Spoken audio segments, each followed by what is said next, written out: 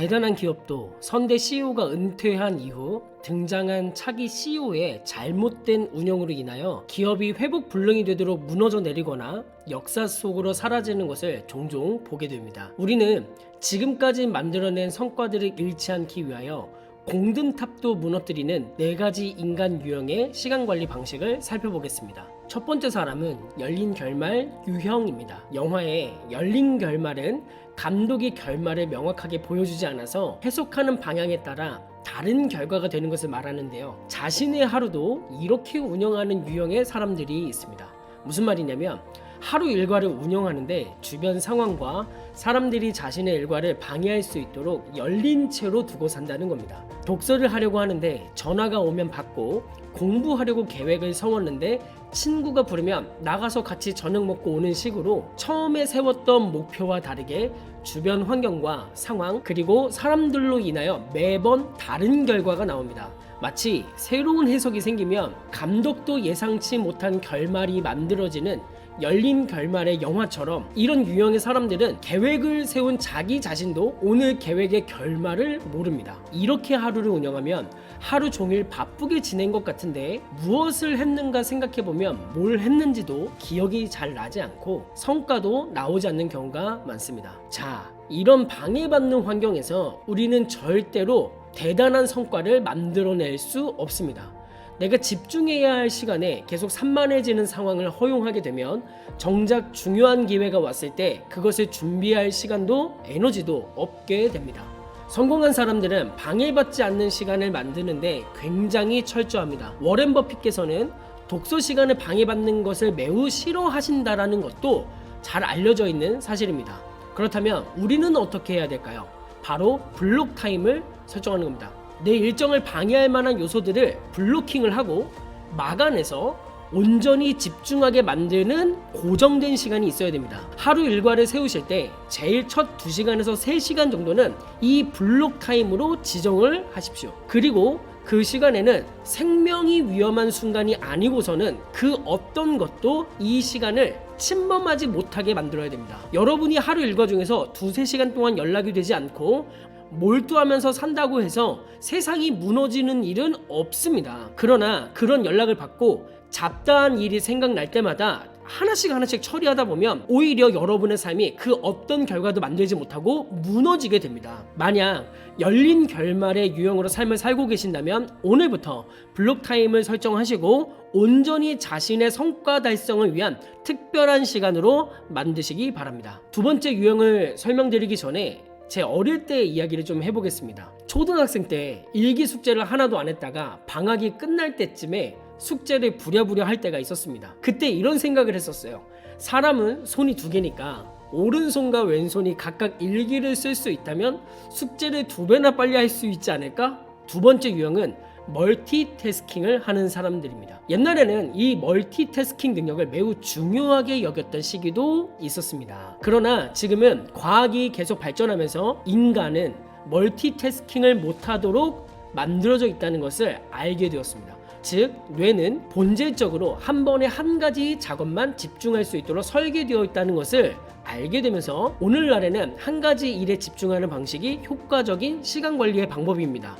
제 주변에는 멀티태스킹을 잘하는 사람이 있는데요. 뇌과학자들은 멀티태스킹을 잘하는 것처럼 보이는 사람은 실제 동시다발적으로 일을 처리하고 있는 것이 아니라 굉장히 빠른 속도로 A라는 일에서 B, C, D 일로 전환하고 있다고 말합니다.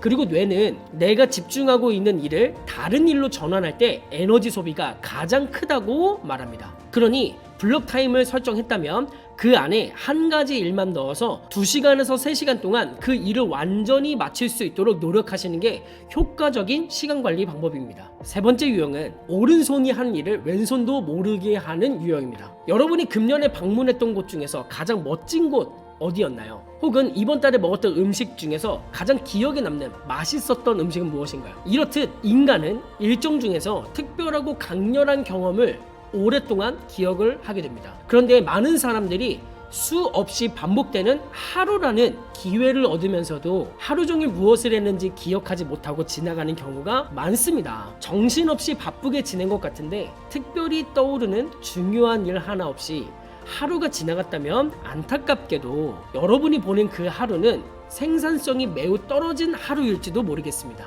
저는 이런 사람들을 오른손이 한 일을 왼손도 모르는 사람이라고 표현합니다. 실제로 속담은 다른 의미로 쓰이지만 우리가 노력해도 아무것도 기억하지 못하는 무의미한 삶을 살지 않으려면 첫 번째는 앞에 설명대로 블록 타임을 만들고 한 가지 일에 몰두해야 합니다. 자, 이번 세 번째 유형에서는 두 번째 방법을 알려드리고자 하는데 나의 일정을 기록하고 수치화하는 연습을 해야 됩니다. 15분이든 30분이든 60분이든 같은 일을 반복할 때 정확히 시간을 설정을 해놓고 처리 결과를 수치적으로 환산해서 기록하는 것입니다. 그러면 내가 업무를 처리하는 평균치, 컨디션 좋을 때의 패턴, 컨디션 나쁠 때의 패턴 등을 발견할 수 있고 정확히 어떤 부분에서 업무 성과가 떨어지는지 파악하고 대처할 수 있습니다. 여러분의 한 시간이 최적화된 한 시간이 되도록 훈련하세요. 마지막으로는 관성형 인간입니다. 정지해 있는 물체는 계속 정지해 있고 움직이는 물체는 계속 움직이려 한다는 관성에 대하여 다들 잘 아실 겁니다. 핸드폰이나 컴퓨터를 사용하다 보면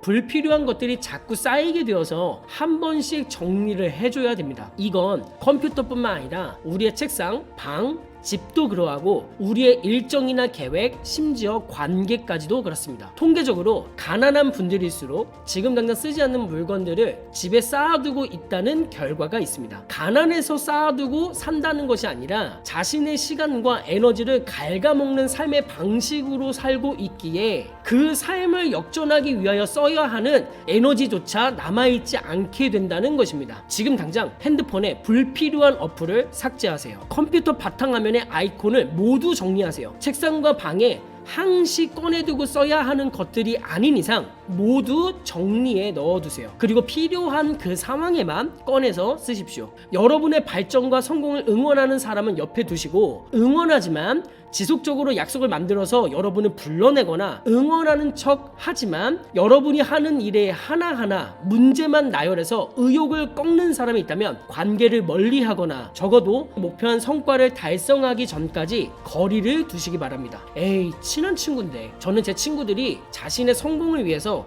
어떤 목표를 이야기하고 노력하려고 한다면 그 노력을 해야 되는 시간, 훈련을 하거나 연습을 하거나 하는 시간에는 일절 연락하지 않습니다.